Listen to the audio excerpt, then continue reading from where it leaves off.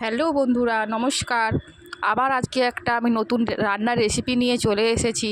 সম্পূর্ণ নিরামিষ রেসিপি, সাথে গরমা গরম আলুর দম আর ডাল পুরি। প্রথমে দেখো বন্ধুরা, আমি ছোলার ডালগুলো 2 ঘন্টার মতন ভিজিয়ে রেখে দিয়েছিলাম। 2 ঘন্টা ছোলার ডাল ভিজিয়ে রাখার পর আমি হালকা করে সেদ্ধ করে নেব। সেদ্ধ করা হয়ে গেলে আমি একটা ঝুড়িতে ঢেলে নেব।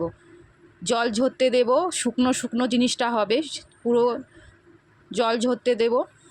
জল ঝরে যাওয়ার পর পুরোপুরি শুকনো শুকনো হয়ে গেলে আমি ডালটাকে বেটে নেব। ডাল বাটার সময় আমি নুন আর সামান্য পরিমাণ চিনি আর সামান্য পরিমাণ জিরের গুঁড়ো দিয়ে আমি ওটাকে বেটে নেব। আর এখানে আমি ময়দা মাখিয়ে নিয়েছি। ময়দার সাথে তেল দেব, সাদা তেল, আর নুন দেব।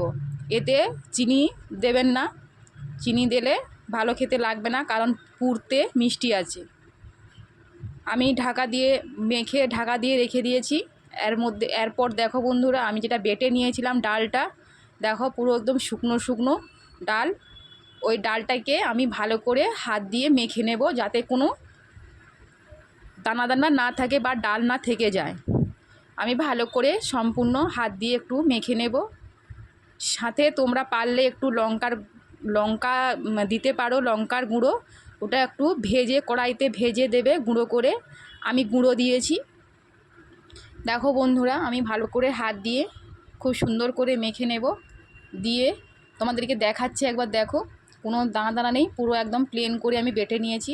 খুব ভালো করে বাটবে, যাতে পুরো ডাল পুরি পুরো মিশে থাকে। এরপর আমি পরিমাণ মতন আমি আলু নিয়েছি। তোমরাও লোক অনুযায়ী সেরকমই আলুর দমটা বানাবে সবাই খাওয়ার জন্য। আমি সেদ্ধ করে ছাল ছাড়িয়ে নিয়েছি। ছাল ছাড়িয়ে নেওয়ার পর আমি কড়াইতে তেল দিয়ে, যাতে কালারটা হয়, কালারের জন্য আমি একটু চিনি দিয়ে দিয়েছি। চিনিটা লাল হয়ে এলে আমি ওর মধ্যে আদা বাটা আর টমেটো দেব। যেহেতু এটা সম্পূর্ণ নিরামিষ, সেই জন্য রসুন পেঁয়াজ আমি দেইনি, তোমরাও দেবে না। দেখো বন্ধুরা, টমেটো আদা বাটা দিয়ে দেবে। দিয়ে ভালো করে ওটা কষতে থাকবে। একটু নুন দিয়ে দিবে, যাতে টমেটোটা ভালো করে সেদ্ধ হয়ে যায়। ভালো করে টমেটোটা সেদ্ধ হয়ে এলে এর মধ্যে আমি লঙ্কার গুঁড়ো, জিরের গুঁড়ো আর হলুদ গুঁড়ো আর সামান্য পরিমাণ নুন দিয়ে দেব। এরপর ভালো করে কষানো হয়ে গেলে আমি আলুগুলো দিয়ে ভালো করে নাড়তে থাকবো।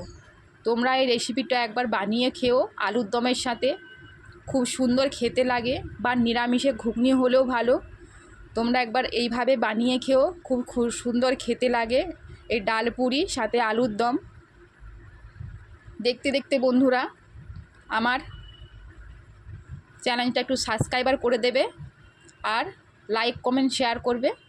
আলুটা ভালো করে কষানো হয়ে গেলে আমি সামান্য পরিমাণে জল অ্যাড করব। যেহেতু আমার আলুটা আগে থেকে সেদ্ধ করা ছিল, এর জন্য আমি বেশি জল দেব না।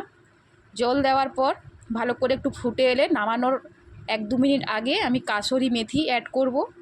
কাসুরি মেথিটা দিলে একটু সুগন্ধিটা বেশি হয়, খেতে খুব সুস্বাদু হয়। দেখো আমার আলুর দম রেডি। এরপর এবারে আমি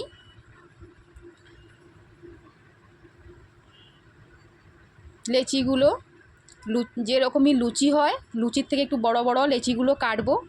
লেচিগুলো ভালো করে কাটার পর আমি ভালো করে হাত দিয়ে বাটির শেপে নিয়ে নেব।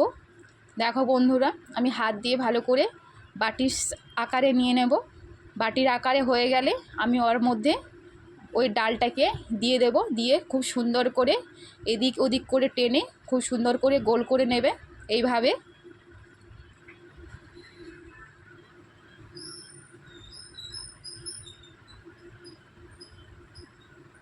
দেখো, বেশি পাতলা করবে না, বেশি মোটাও করবে না, মিডিয়াম সাইজের সব লুচিগুলো বেলে নেবে। সব লিচিগুলো বেলানো হয়ে গেলে আমি এইভাবে সব লিচিগুলো বেলে নেব।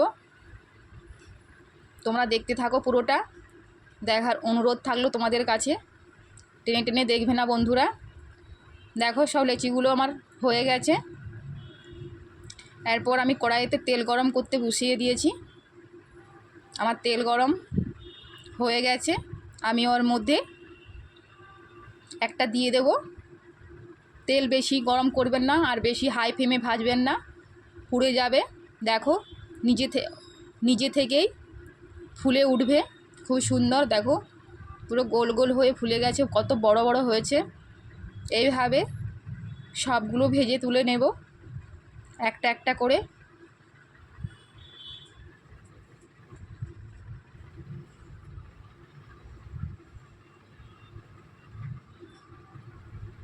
আবার একটা দিয়ে দেব আমি। দেখো উপর থেকে একটু এইভাবে একটু ছান্তা দিয়ে একটু করে নেবে, দেখবে অটোমেটিক ফুলে উঠবে। সব লুচিগুলো আমার ফুলে ফুলে হয়েছে, বড় বড় হয়ে গেছে ফুলে। দেখো কত সুন্দর দেখতে লাগছে। এইভাবে তোমরা একবার বানিয়ে খেও, খুব সুন্দর খেতে, খুব সুন্দর সুস্বাদু, সম্পূর্ণ নিরামিষ।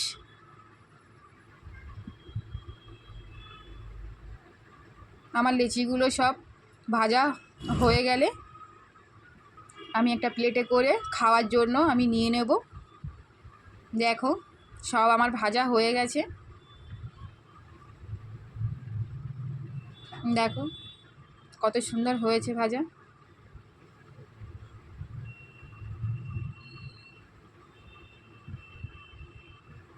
আলুর দমের সাথে লাল লাল গরমা গরম আলুর দম খেতে খুব অপূর্ব। সবাই ভালো থেকো, টাটা বন্ধুরা, সবাই ভালো থেকো।